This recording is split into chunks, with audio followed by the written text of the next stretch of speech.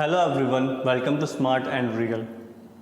आज हम एक खास ऑर्गेनाइजेशन की बात करने वाले हैं जिस ऑर्गेनाइजेशन की इम्पोर्टेंस इतनी है कि यह न केवल देशों के लिए है बल्कि इस पूरे अर्थ प्लेनेट के लिए है। बात उस समय की जब हिटलर की नाजीवादी नीति ने पूरे वर्ल्ड को बहुत बड़े सख्ते में ला दिया था। हिरोशिमा और नागासाकी पे लोग मारे गए थे लाखों की संख्या में। लगभग आधे से ज़्यादा यूरोप पूरी तरह से ध्वस्त हो चुका था। लग रहा था जैसे इंसानियत और धरती का अंत ही होने वाला हो। तब समझदार लोगों ने जान लिया था कि यदि ऐसी घटना फिर से हुई और न्यूक्लियर वेपन के साथ हुई तो दुनिया नहीं बचेगी।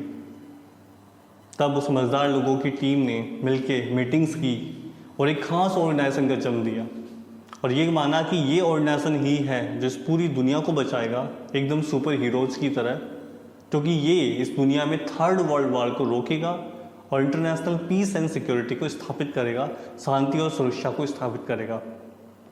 हम बात कर रहे हैं उस खास ऑर्गेनाइजेशन की जिसका नाम आप सभी जानते हैं, संयुक्त राष्ट्र संघ, यूनाइटेड नेशन ऑर्गेनाइजेशन।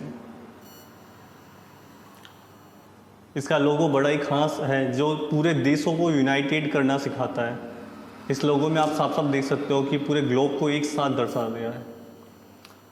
एस्टैब्लिशमेंट की बात करें तो देखिए 24 अक्टूबर 1945 वो ऐतिहासिक दिन आया जब इससे स्थापना की गई मैनहट्टन, न्यूयॉर्क शहर में।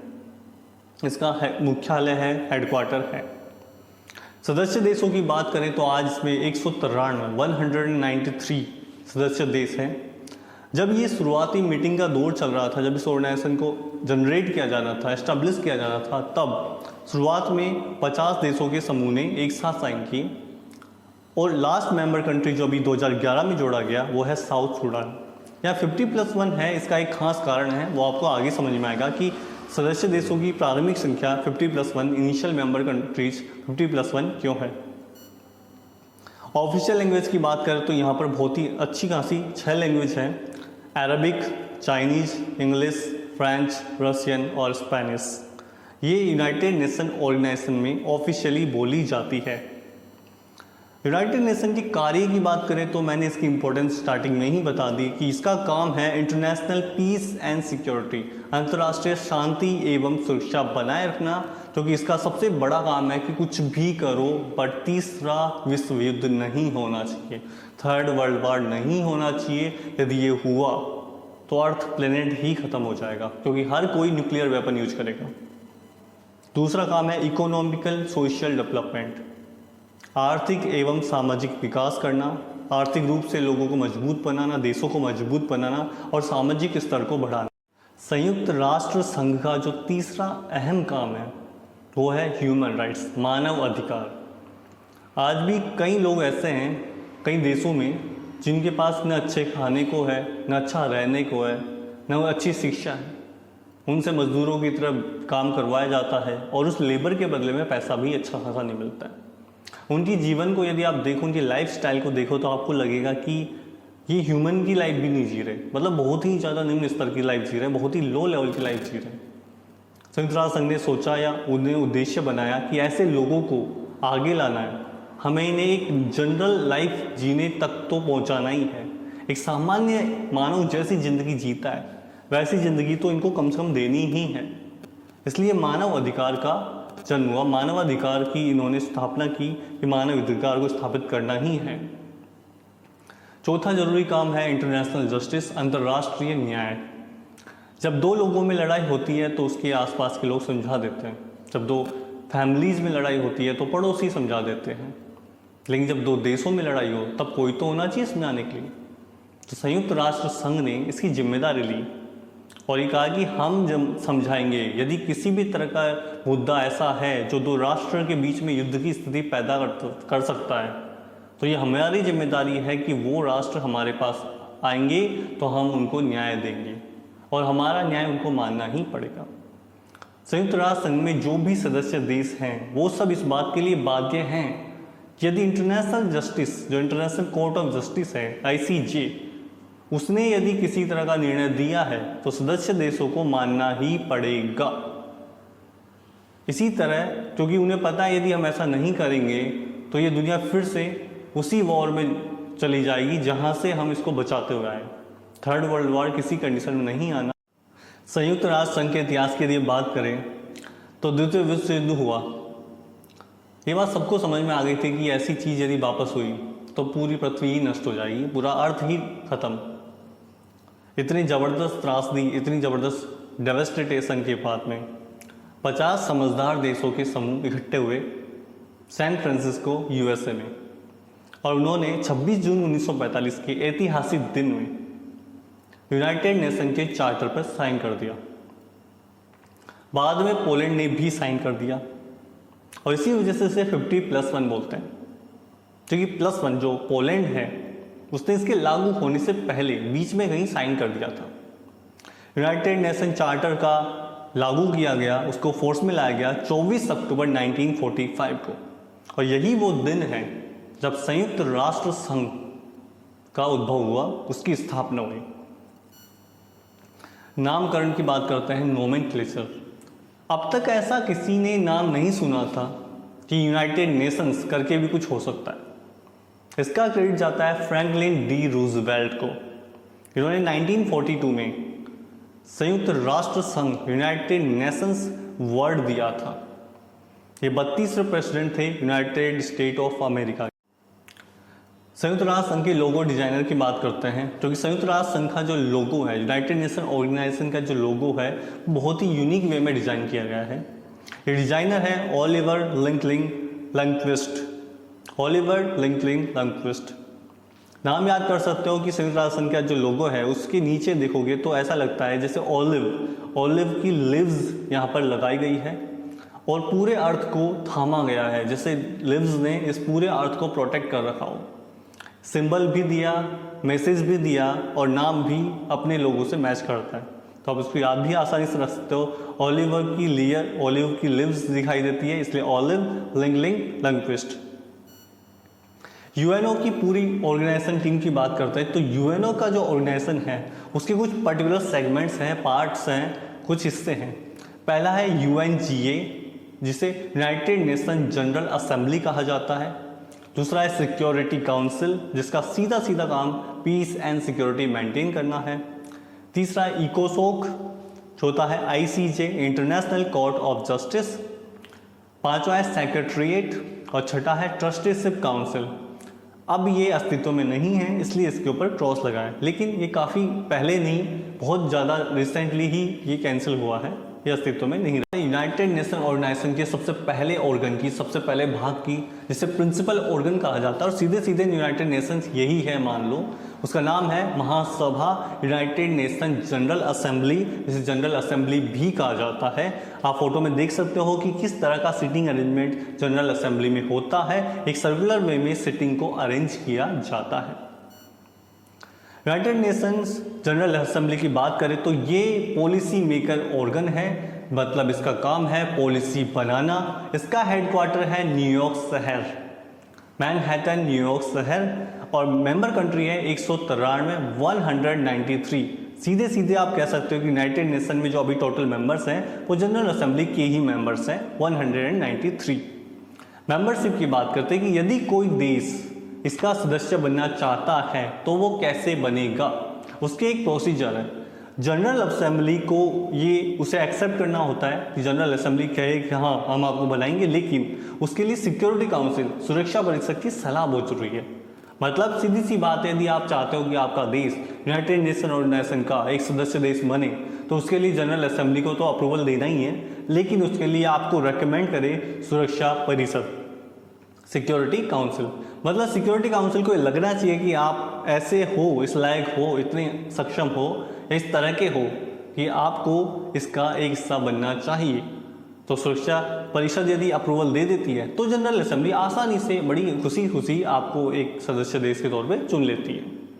आखिरी सदस्य देश सूडान था जो 2011 में जुड़ा, आपको पता है, साउथ सूडान। जनरल असेंबली के लोग हर साल सितंबर के महीने में मिलते हैं और एक नया प्रेसिडेंट चुनते हैं। तो प्रेसिडेंट का यहाँ पर कार्यकाल 1 साल का होता है। जनरल असेंबली का प्रेसिडेंट 1 साल के लिए चुना जाता है। शुरुआत करते हैं पहले जनरल असेंबली जो हुई उसमें पहला प्रेसिडेंट कौन बना। तो फर्स्ट जनरल असेंबली 10 जुलाई 1946 को हुई। यह हुई थी Westminster central hall of London. Westminster central hall of London में पहली जनरल असेंबली हुई 10 जुलाई 1946 को। सीधे एग्जाम में क्वेश्चन आ सकता है, संयुक्त राष्ट्र संघ की पहली सभा महासभा कहाँ पर हुई या कब हुई, तो सीधे सीधे आप इसका आंसर दे सकते हो। बात करते हैं पहले प्रेसिडेंट की, तो पहले प्रेसिडेंट है पॉल हेनरी स्पार्क। ये दिखने वाले फोटो में सीरियस मैन जो दिख रहे हैं ना आपको, यही first president of general assembly थे यूनाइटेड नेशन ऑर्गेनाइजेशन के। वे बेल्जियम के रहने वाले हैं और 1946 में 10 जुलाई को इन्हें इलेक्ट किया गया as a president of UNO general assembly. First female president की बात करते हैं। देखो, जब भी कोई ऑर्गेनाइजेशन होता है, स्पेशली इंटरनेशनल ऑर्गेनाइजेशन, तो इंडिया का एक अलग ही रुतबा होता है, एक अलग ही रिप्रेजेंटेशन होता है और ये हमेशा से रहा है। आप किसी भी ऑर्गेनाइजेशन को उठा लीजिए, इंडिया एक अलग ही कहीं ना कहीं आपको मिल ही जाएगा। यहाँ भी है, फर्स्ट फीमेल प्रेसिडेंट है विजय लक्ष्मी पंडित। एग्जैक्टली यूनाइटेड नेशन ऑर्गेनाइजेशन के इतिहास में एक दिन ऐसा भी आया जब जनरल असेंबली के लिए पहली बार किसी महिला को प्रेसिडेंट के तौर पे चुना गया, और वो महिला कोई और नहीं, प्रधानमंत्री पंडित जवाहरलाल नेहरू की खास सिस्टर है, रियल सिस्टर है विजय लक्ष्मी पंडित, जो इंडिया से चुनी गई 1953 में as a 8th president of general assembly. इसके साथ साथ एक और रिकॉर्ड है विजय लक्ष्मी पंडित के नाम पे, वो ये है कि महाराष्ट्र सरकार में, बिल्कुल इंडिया की महाराष्ट्र सरकार में पहली बार कोई महिला गवर्नर, महिला राज्यपाल चुनी गई थी, वो भी विजय लक्ष्मी पंडित थी, जो 6वें नंबर की महिला राज्यपाल बनी, पहली महिला राज्यपाल बनी महाराष्ट्र सरकार के, और पहली फीमेल प्रेसिडेंट बनी यूनाइटेड नेशन जनरल असेंबली की विजय लक्ष्मी पंडित 1953 यूएनओ। तो इंडिया ने यहाँ भी अपना एक अलग इतिहास दर्जा है और ये दिखाई देता है। अभी बात करें करंट की, तो रिसेंटली एक सिंपल सा क्वेश्चन बनेगा और बहुत ही इंपॉर्टेंट चीज़ है, बहुत ही ज़्यादा इंपॉर्टेंट है, एग्जाम के पॉइंट ऑफ व्यू से सीधे क्वेश्चन बन सकता है कि अभी करंट प्रेसिडेंट कौन है जनरल असेंबली महासभा के वर्तमान प्रेसिडेंट कौन है? अब्दुल्ला साहिद, नाम है अब्दुल्ला साहिद। अब्दुल्ला साहिद की बात करें तो ये मालदीव के विदेश मंत्री है, फॉरेन मिनिस्टर ऑफ मालदीव है, मालदीव के विदेश मंत्री है। ये 76वें प्रेसिडेंट बने हैं यूनाइटेड नेशन ऑर्गेनाइजेशन के जनरल असेंबली के, और 7 जून 2021 को इन्हें चुना गया है, और सितंबर में इनका फिर से एक स्टार्टिंग हो जाएगा कार्यकाल, एक्टिव हो जाएंगे ये 15 सितंबर 2021 को। ध्यान से देखो इस चेहरे को, ये मालदीव के विदेश मंत्री हैं, नाम है अब्दुल्ला साहिद। रिसेंट क्वेश्चन बन सकता है, बहुत इंपॉर्टेंट है, बिल्कुल ध्यान रखिए, अच्छे से याद रखिए। सिटिंग अरेंजमेंट के लिए मैंने आपसे कहा था कि एक खास तरह का सिटिंग अरेंजमेंट होता है यहाँ पर, और बहुत ही इंटरेस्टिंग फैक्ट है, उसके बारे में हम जरूर बात करेंगे। वो ये है कि देखो 193 कंट्रीज है और ये सर्कुलर वे में, इस तरह फोटो में दिखाया वैसे यहाँ पर सिटिंग अरेंजमेंट होता है, लेकिन इसका भी एक प्रोसीजर है।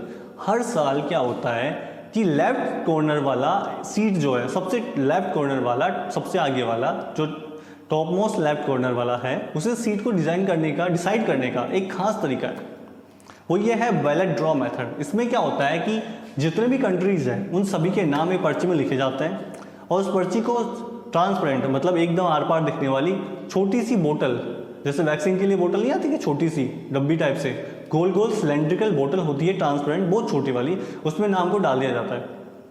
ऐसा पूरे 193 देशों के साथ क्या होता है, उन सारे नामों को एक डब्बे में डाल दिया जाता है, और इस डब्बे को 3 लोगों द्वारा अलग अलग तरीके से घुमाया जाता है।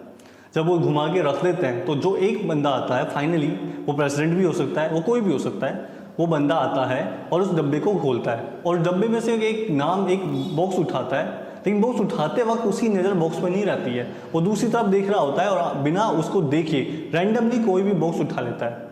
जैसे ही वो बॉक्स उठेगा, उस बॉक्स में देखा जाएगा क्या नाम था, जैसे नाम आ गया इंडिया, तो अब ये है कि जो लेफ्ट साइड में सबसे आगे वाली सीट है वो इंडिया देश की है, और उसके बाद अल्फ़ाबेटिकल ऑर्डर में, डिक्शनरी के ऑर्डर में, अल्फ़ाबेटिक ऑर्डर में जो देश का नाम आएगा, जैसे इंडिया के बाद इंडोनेशिया आ गया तो उसका नाम उसके बाद, और आई से फिर चलते हुए रैंडमली आगे बढ़ते हुए अल्फ़ाबेटिक ऑर्डर में चलते हुए पूरी सीट्स रिजर्व होगी। तो एक खास तरह का सिटिंग अरेंजमेंट होता है जनरल असेंबली में, और ये हर साल देखने को मिलता है। बड़ा इंटरेस्ट रहता है कि इस साल कौन है, इस साल कौन है।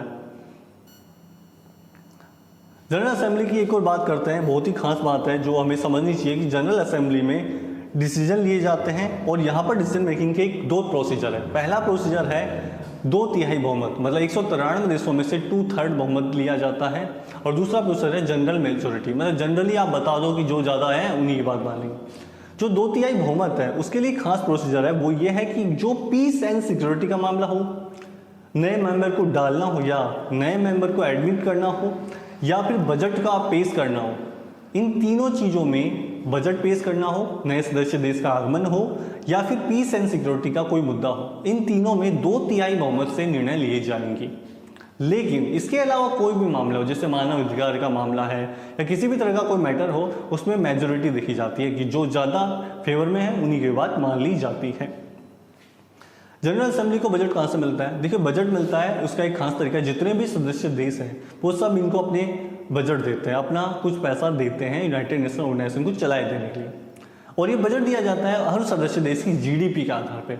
जीडीपी जितनी अच्छी होगी उतना ज़्यादा पैसा आप यूएनओ को दे रहे होंगे।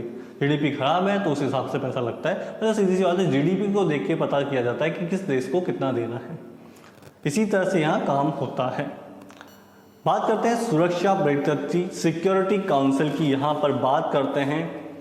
देखिए, सिक्योरिटी काउंसिल के बारे में हमने बात की थी कि ये पीस एंड सिक्योरिटी का काम करती है, सुरक्षा बनाए रखना है और शांति बनाए रखना है, इसका काम। यूएनओ का सबसे खास पार्ट है, ये खास सेगमेंट है, अभिन्न अंग है और बहुत ही खास अंग है। देखिए इसके बारे में, हेडक्वार्टर है न्यूयॉर्क शहर। मेंबर्स की बात करते हैं तो यहाँ 15 मेंबर्स हैं 5+10 की सीरीज में।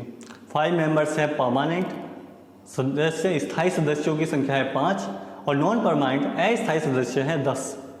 जो अस्थायी सदस्य हैं वो हर दूसरे साल में बदलते रहते हैं, मतलब हर 2 साल में चेंज होते रहते हैं। और जो स्थायी सदस्य हैं वो हमेशा रहते हैं, परमानेंट मेंबर हमेशा रहने वाले हैं। जो परमानेंट मेंबर हैं वो है USA, UK, France, China, Russian federation, जिन्हें मिली हुई है वीटो पावर।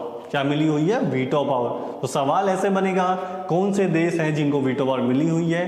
तो USA, UK, France, China, Russian Federation, इन 5 देशों को वीटो पावर मिली हुई है। देखिए, बात करते हैं वीटो पावर क्या चीज़ है इसके बारे में। मान लो किसी भी तरह का कोई निर्णय लेना है और इन 5 देशों में से किसी ने भी वीटो पावर मतलब रिजेक्शन, मतलब कह दिया कि नहीं, मुझे नहीं लगता ऐसा होना चाहिए, लगा दिया, तो वो मुद्दा ही कैंसिल हो जाएगा। चाहे जनरल असेंबली उस पर 2/3 बहुमत से काम कर चुकी हो या कोई भी सारे के सारे 4 देश मान चुके हों, पूरे 15 में से यदि 14 देश भी मान जाए और एक भी देश जो वीटो पावर रखने वाले देश है उनमें से कोई भी एक देश ये मना कर दे कि नहीं मुझे नहीं लगता, तो वो कैंसिल हो जाता है। यहाँ पर एक नेगेटिव इम्पैक्ट भी माना जाता है यूएनओ का कि सिक्योरिटी काउंसिल एक तरह से ना यहाँ पर बात करते हैं डिक्टेटरशिप की। उन्होंने माना है कि लोगों का, देशों का मानना है कि सिक्योरिटी काउंसिल अपनी मनमानी करता है इस हिस्से में, क्योंकि यहाँ पर 5 की चलेगी। 5 में से एक भी नाराज हो गया या उसको लग गया कि नहीं मुझे नहीं करना, तो नहीं होता कुछ भी। तो बाकी के 14 देशों की जो राय है वो इतनी ज़्यादा मायने नहीं रखती, कैंसिल ही हो जाता है। तो इस वजह से इस पार्ट को थोड़ा सा देखा जाता है कि ये जो पावर है, ये जो हिस्सा है वो थोड़ा नेगेटिव इम्पैक्ट डालता है यूएनओ को। इसे अनडेमोक्रेटिक पार्ट ऑफ यूएनओ भी कहते हैं। अनडेमोक्रेटिक का सेंस ये होता है कि जहाँ डेमोक्रेसी की नहीं सुनी जाती, जनता की नहीं सुनी जाती, तो सदस्य देशों की बात कैंसिल हो जाती है यदि एक भी सदस्य जिसके पास वीटो पावर है उसने नेगेटिव कह दिया तो। आगे बात करते हैं इसके काम की। तो देखो, इसका सबसे बड़ा इंपॉर्टेंट काम है पीस कीपिंग ऑपरेशंस, मतलब इसका काम है भैया पीस, सुरक्षा बनाए रखनी है। मिलिट्री ऑपरेशन संभालता है। देखो, मिलिट्री ऑपरेशन से रिलेट करते हुए खास फैक्ट की बात करते हैं, यूनाइटेड नेशन ऑर्गेनाइजेशन की कोई पर्सनल आर्मी नहीं होती। तो इन्होंने क्या किया कि यूएनओ नाम की एक ब्लू कलर की जो टी-शर्ट टाइप से बनी होती है, कवर एक तरह का आप बोल सकते हो ब्लड प्रूफ जैकेट भी है, उसको पहनते हैं और हर सदस्य देश अपनी अपनी तरफ से कुछ कुछ आर्मी वाले लोग, इनको आर्मी, नेवी, एयरफोर्स से जो भी इनके सिक्योरिटी से रिलेट करते हुए लोग हैं, जो भी इनके खुद की आर्मी है वो इनको देते हैं। तो यूएनओ को हर देश अपनी आर्मी देता है, हर देश अपनी आर्मी देता है और उस देश के जो भी आर्मी का मेंबर है उसके पास यूएनओ का एक बुलेट प्रूफ जैकेट होता है जो ऊपर की तरफ पहन लेता है, जिसपे यूएनओ लिखा होता है ब्लू कलर से। क्लियरली समझ में आता है कि भैया ये यूएनओ वाले हैं। इन्हें नाम दिया जाता है ब्लू हेलमेट, इन्हें शॉर्टकट एक निकनेम कह सकते हो, ब्लू हेलमेट टीम कहते हैं। जो भी यूएनओ की आर्मी है उसे ब्लू हेलमेट कहा जाता है। और 1988 में इसी blue helmet United Nation Organisation की जो ये आर्मी है, जो सदस्य देशों द्वारा अपनी इच्छा से दी जाती है, उसे 1988 में नोबेल प्राइज मिला हुआ है। ये भी एक सवाल है कि यूनाइटेड नेशन ऑर्गेनाइजेशन की सिक्योरिटी काउंसिल को किस वर्ष नोबेल पुरस्कार से संवारा गया, नोबेल पुरस्कार दिया गया, तो तवाजा गया था 1988 में ब्लू हेलमेट को, उस आर्मी को जो यूएनओ की है और सदस्य देशों द्वारा अपनी इच्छा से दी जाती है। इसका इंपॉर्टेंट है चार्टर रिजोल्यूशन। जो चार्टर यूनाइटेड नेशन ऑर्गेनाइजेशन का बनाया हुआ है, उसमें किसी भी तरह का संशोधन करना हो, किसी तरह के बदलाव करने हो, तो सिक्योरिटी काउंसिल ये काम देखती है। और इसके अलावा मैंने आपको शुरुआत में बताया था कि यदि कोई भी सदस्य देश यूनाइटेड नेशन ऑर्गेनाइजेशन का सदस्य देश बनना चाहता है तो उसके लिए रेकमेंड करता है सिक्योरिटी काउंसिल। सिक्योरिटी काउंसिल को लगना चाहिए कि वो कंट्री इस लायक है कि उसे इस समूह का सदस्य बनना है, यूनाइटेड नेशन ऑर्गेनाइजेशन का सदस्य बनना है, तो ही उसे माना जाता है सदस्य देश। अब एक और फैक्ट की बात करते हैं जो अभी रिसेंटली चल रहा है कि आप सबको पता है कि अफगानिस्तान में तालिबान ने कब्जा कर लिया है। तो सबको लग रहा है कि यार ऐसी सिचुएशन बन रही है जहां पूरे देश पे किसी झुंड ने, किसी आतंकवादी गिरोह ने कब्जा कर लिया। वैसे उन्हें आतंकवादी नहीं कह सकते सीधे शब्दों में, उसका अलग गणित है, लेकिन आप फिर भी मान लो कि कोई भी दूसरा एक छोटा समूह एक पूरे बड़े बसे बसाए देश पे आक्रमण कर रहा है, उसे अपने कब्जे में ले रहा है, सब कुछ हो रहा है, तो फिर यूनाइटेड नेशन ऑर्गेनाइजेशन चुपचाप क्यों देख रहा है? और चुपचाप देख रहा है तो वो अपनी खुद की ब्लू हेलमेट जो टीम है उसको क्यों नहीं भेज रहा है? और इंडिया से उम्मीद लगाई जा रही है कि इंडिया इस मामले में कुछ करे। हम इस बारे में पहले भी बात की थी, यूनाइटेड नेशन ऑर्गेनाइजेशन को इसमें आगे आना चाहिए। इंडिया को भी कुछ खास फायदे होंगे यदि वो अफगानिस्तान में किसी भी तरह की एक्टिविटी ऐसी कर दे जिससे वापस से अफगानिस्तान रिबिल्ड हो जाए, वापस से रीसेटल हो जाए, तो उसको भी, इंडिया को भी बहुत फायदा है। इसके लिए हमने अपनी संघाई कोऑपरेशन ऑर्गेनाइजेशन के वीडियो में उसको पूरी तरह से एक्सप्लेन किया हुआ है कि क्यों ऐसा होगा, इंडिया को फ़ायदा कितना होगा यदि वो अफगानिस्तान के मैटर में कुछ अच्छा करता है तो। और यूएनओ से उम्मीद लगाई जा रही है कि यूएनओ इस मामले को देखे। इसके लिए सिक्योरिटी काउंसिल का एग्री होना बहुत ज़रूरी है। अब एग्री होने में आप सबको पता है कि कौन सा देश है जो इसमें टांग अड़ाएगा, वो है सिर्फ चाइना। यदि चाइना इस बात को एग्री कर जाता है तो यूएनओ अपनी ब्लू हेलमेट टीम भेजेगा और इस मामले को निपटा सकता है। पर देखते हैं क्या होता है, ये तो देखने पर ही पता चलेगा। इकोसॉक की बात करते हैं। इकोसॉक जिससे नाम है इकोनॉमिक एंड सोशल काउंसिल, आर्थिक एवं सामाजिक परिषद। तो आर्थिक एवं सामाजिक परिषद दिखता कैसा आप देख सकते हो फोटो में, बहुत ही क्लियरली आपको समझ में आ रहा है कि आर्थिक एवं सामाजिक परिषद कैसा है। फॉर्मेशन की बात करें तो 26 जून 1945 को इसे बनाया गया। अब आपके दिमाग में आ रहा हो कि यार ये कैसा ट्विस्ट है, कई लोगों को शायद ट्विस्ट समझ में भी नहीं आया होगा। ऐसा होता है, जनरल बात है, कई लोगों को समझ में नहीं आता ट्विस्ट कैसा है। देखिए, हमने बात की थी शुरुआत में कि कैसे यूनाइटेड नेशन ऑर्गेनाइजेशन बना, तो आपको डेट यदि अच्छे से याद हो तो आपको डेट देखनी चाहिए। जो डेट है वो है 24 अक्टूबर 1945, राइट। और 26 जून 1945 में ये फॉर्मेट हो गया। अब 24 अक्टूबर को आया यूनाइटेड नेशन ऑर्गेनाइजेशन और 26 जून को ये आया, तो समझ में तो आता है कि ये कुछ ज़्यादा जल्दी नहीं आ गया। नहीं आया, क्योंकि 26 जून 1945 वो दिन था जब 50 देशों के समूह ने साइन किया था यूनाइटेड नेशन चार्टर पे, और उसी दिन इकोसॉक बना दिया गया था। तो 26 जून 1945 को ही इकोसॉक बना दिया गया था, ये चीज़ समझ में आनी चाहिए। तो इकोसॉक 26 जून 1945 को यूनाइटेड नेशन चार्टर के साइन करते वक्त बना था, इसीलिए इसकी डेट अलग है। बाकी सबकी डेट 24 अक्टूबर 1945 रहने वाली है। ये भी एक इम्पॉर्टेंट फैक्ट है और कई बार इग्नोर होता है। मेंबर कंट्री की बात करते हैं, सदस्य देशों की बात करें तो 54 सदस्य देश इसमें हैं। यूनाइटेड नेशन जनरल असेंबली ही इन सदस्य देशों को चुनता है और इन सदस्य देशों की संख्या जो है वो हर तीसरे साल चेंज होती है, ओवरलैप कर दी जाती है, हर तीसरे साल इनको बदला जाता है। प्रेसिडेंट की बात करते हैं तो फर्स्ट प्रेसिडेंट, देखो ये इंडिया के लिए बहुत बड़े गर्व की बात है। फर्स्ट प्रेसिडेंट का नाम है आर्कोट रामास्वामी मुडलियर। आर्कोट रामास्वामी मुडलियर, ये नाम ज़्यादातर लोग नहीं जानते, इनके बारे में बहुत कम लोग जानते हैं कि ये भी कोई नाम है, इंडियन कोई है ऐसा।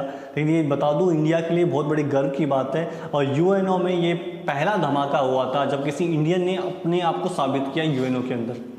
देखिए, आर्कोट रामास्वामी मुडलियर की थोड़ी सी जानकारी लेते हैं और उनके बारे में बताते हैं आपको कि ये मद्रास प्रेसिडेंसी में जन्मे थे। मद्रास प्रेसिडेंसी का मतलब है जब भारत देश गुलाम था तब ये जन्मे थे मद्रास प्रेसिडेंसी में।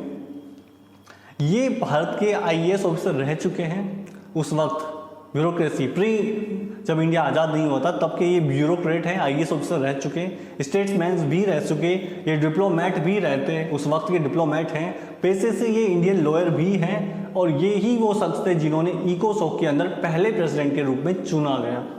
तो ये शख्स जो बीच में बैठा हुआ दिखाई दे रहा है ना, उसके पास इतनी अचीवमेंट है जिसकी कोई लिमिट नहीं है, और उस वक्त है जब देश गुलामी पे था। बहुत कम लोग इनका नाम जानते हैं, बट बहुत ही ज़्यादा यूनिक पर्सन थे, पर्सनैलिटी थे, और इनके बारे में आपको कम से कम पता होना ही चाहिए। करें तो इकोसॉक के अभी वर्तमान में करंट प्रेसिडेंट बने हैं Collen Vixen Kelapile. Collen Vixen Kelapile ये 23 जुलाई 2021 को बनाए गए as a 77th president of इकोसॉक। आर्थिक एवं सामाजिक परिषद के 77वें प्रेसिडेंट बने हैं कोलन विक्सन कैलेपेल। चेहरा देख सकते हो आप, बहुत ही ज़्यादा इंपॉर्टेंट है, और ये करंट अफेयर्स का सीधा सीधा क्वेश्चन बन सकता है कि रिसेंटली करंट प्रेसिडेंट कौन है इकोसॉक के, तो ये है कोलन विक्सन कैलेपेल। ये ध्यान रखना, ये बहुत इंपॉर्टेंट है, सीधा एग्जाम में क्वेश्चन आ सकता है, जनरल अवेयरनेस का क्वेश्चन है ये।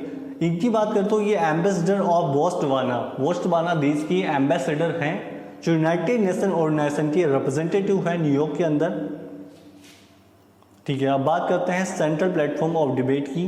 देखो, यूनाइटेड नेशन ऑर्गेनाइजेशन चल रहा है, हमको समझ में आता है, जनरल असेंबली काम करती है, पॉलिसी बनाती है, बजट पेश करती है, बजट से रिलेट करती है, डिबेट्स करती है, समझ में आता है। सिक्योरिटी काउंसिल का काम है security, peace and security maintain करना, देशों को देखते रहना, चीज़ों पे रेजोल्यूशन करना, यूनाइटेड नेशन चार्टर को देखना।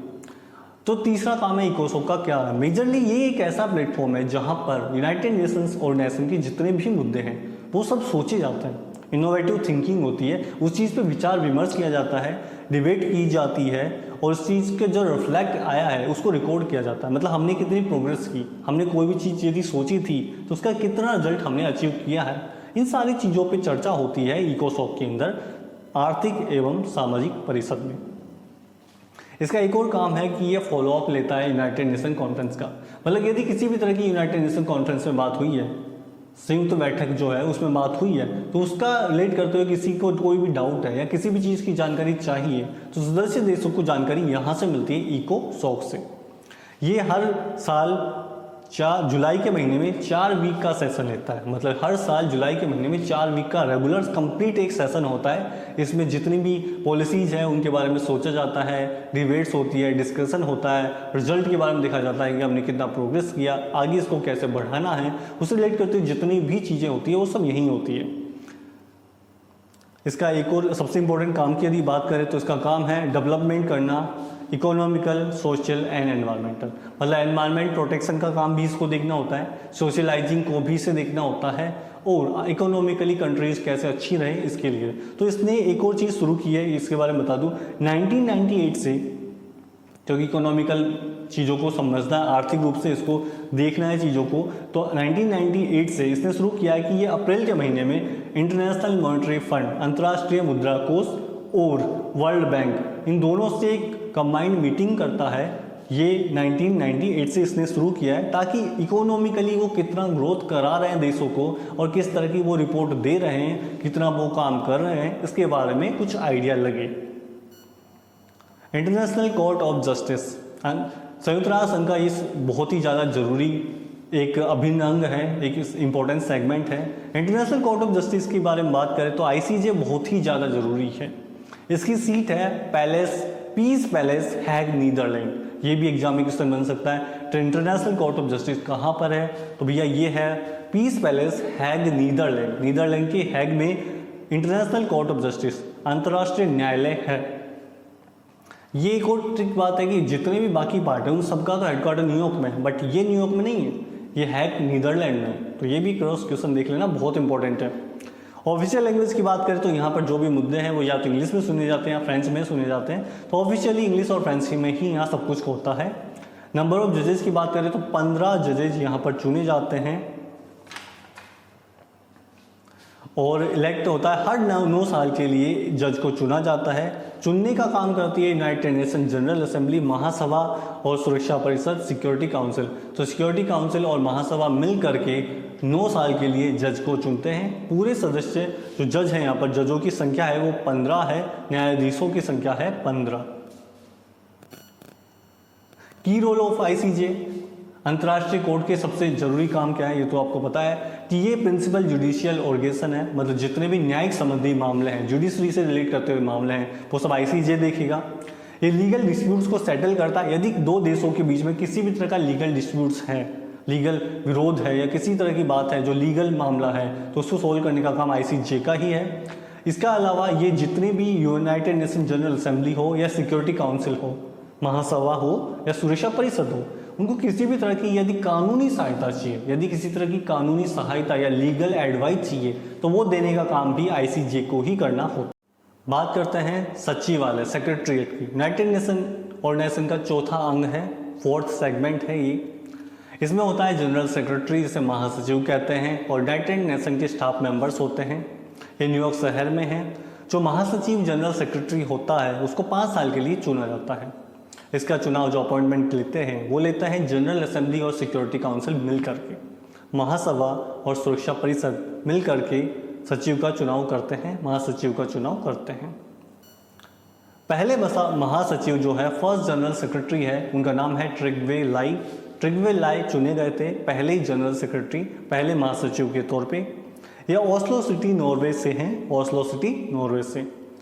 बहुत ही ज़्यादा रिसेंट और इम्पोर्टेंट क्वेश्चन बनता है कि जनरल सेक्रेटरी अभी करंट में कौन है, वर्तमान महासचिव UNO के कौन है। तो वो है एंटोनियो गुटेरस। आप तस्वीर में देख सकते हो, रिसेंटली एंटोनियो गुटेरस को अपॉइंट किया गया है महासचिव के तौर पे, जनरल सेक्रेटरी ऑफ UNO के तौर पे। ये जनवरी 2022 से अपना काम करेंगे, पदभार संभालेंगे, अपनी सीट लेंगे। ये लिस्बन शहर पोर्टुगल से हैं, लिस्बन शहर पोर्टुगल से हैं। और करंट में डेप्यूटी सेक्रेटरी हैं अमीना जे मोहम्मद। अमीना जे मोहम्मद। अमीना जे मोहम्मद बेसिकली नाइजीरियन पॉलिटिशियन है। ये नाइजीरिया की एक पॉलिटिशियन है और इससे पहले इन्होंने लॉयर का काम भी किया था, लॉयर भी है ये पेशे से। और ख़ास में खास बात यह है कि इन्होंने एक मूवी में भी काम किया है। यदि आप इनको पहले कभी देखा है तो एक खास मूवी में काम किया है जिसका नाम है we rise up. We rise up नाम की एक मूवी में भी इन्होंने काम किया था पहले। यदि आपने कभी देखी हो तो आप इनको देख सकते हो। बात करते हैं ट्रस्टीशिप काउंसिल की, न्यास परिषद की। ट्रस्टीशिप काउंसिल शुरू की गई एक खास पर्पज से। इनका काम था ट्रस्ट टेरिटरीज, न्यास क्षेत्र को एक सरकार बना के देना या उन्हें सरकार बनाने लायक बना देना और उनको आज़ाद कर देना। अब सवाल है ट्रस्ट टेरिटरीज, न्यास क्षेत्र क्या होता है। देखिए, कुछ छोटे छोटे द्वीप समूह होते हैं, आइसलैंड होते हैं, जो इस लायक नहीं होते कि कंप्लीटली अपनी सरकार बनाएं चलाएं, नहीं होता ऐसा। तो वो किसी बड़े देश की जिम्मेदारी पे चल रहे होते हैं, मतलब बड़ा देश उनको चला रहा होता है। जैसे USA के अंडर में कई सारे आइसलैंड है स्टार्टिंग में, वैसे ही ब्रिटेन जो पूरा का पूरा यूनाइटेड किंगडम है उसमें भी कुछ आइसलैंड उनके कंट्रोल में थे। तो जो आइसलैंड है या ऐसे द्वीप समूह, ऐसे कुछ क्षेत्र जो अपनी सरकार बनाने में सक्षम नहीं होते, तो उन्हें कोई दूसरा अपनी अंडर में रह के चला रहा होता है। उन्हें न्यास क्षेत्र, ट्रस्ट टेरिटरीज कहा जाता है। तो न्यास परिषद बनाई गई, ट्रस्टीशिप काउंसिल का पर्पज ये था कि जब ये बनाई गई तब 11 ट्रस्ट टेरिटरीज थी, 11 न्यास क्षेत्र थे कि आपका काम है इन सबको सरकार बनाओ, इनको आज़ाद करो, इनको सरकार बना के दो। ये अपनी सरकार बनाएंगे, खुद अलग से निकलेंगे, ये डिफरेंट होने चाहिए, इंडिपेंडेंट होने चाहिए। तो ये काम इन्होंने शुरू किया और ये काम पूरा हुआ भी। 1 नवंबर 1994 को ट्रस्ट टेरिटरीज को पूरी तरह से अच्छे से इंडिपेंडेंट कर दिया गया है ट्रस्टीशिप काउंसिल के द्वारा। और यहीं पर ट्रस्टीशिप काउंसिल, न्यास परिषद का काम हो गया ख़त्म। आखिरी वो यूनाइटेड नेशन ट्रस्ट टेरिटरीज थी, उसका नाम था पलाऊ आइसलैंड, जो कि USA के अंडर में था। पलाऊ आइसलैंड USA के अंडर में था। उसको आखिरी न्यास क्षेत्र था जिसको न्यास परिषद ने इंडिपेंडेंट किया, स्वतंत्र किया, सरकार बना के दी। और फिर उन्होंने 25 मई 1994 को ये निर्णय लिया, 25 मई 1994 को ये फाइनली निर्णय लिया था कि हम आज के बाद नहीं मिलेंगे, और मिलेंगे तो किसी स्पेशल अवसर पे मिलेंगे। आज के लिए इतना ही। Very very thank you. और एक बात और, यदि आपको किसी भी तरह का वीडियो जो इंटरनेशनल रिलेशनशिप से रिलेट करता हुआ है, चाहे वो संघाई कोऑपरेशन ऑर्गेनाइजेशन हो, वर्ल्ड बैंक हो, इंटरनेशनल मॉनेटरी फंड हो, या किसी भी तरह का कोई भी ऑर्गेनाइजेशन हो जिसके बारे में आपको जानना है, तो हम इसके नीचे लिंक भेज देंगे, आप उसको देख लेना और उसको प्लीज़ लाइक करें, शेयर करें, कमेंट करें, सब्सक्राइब करें।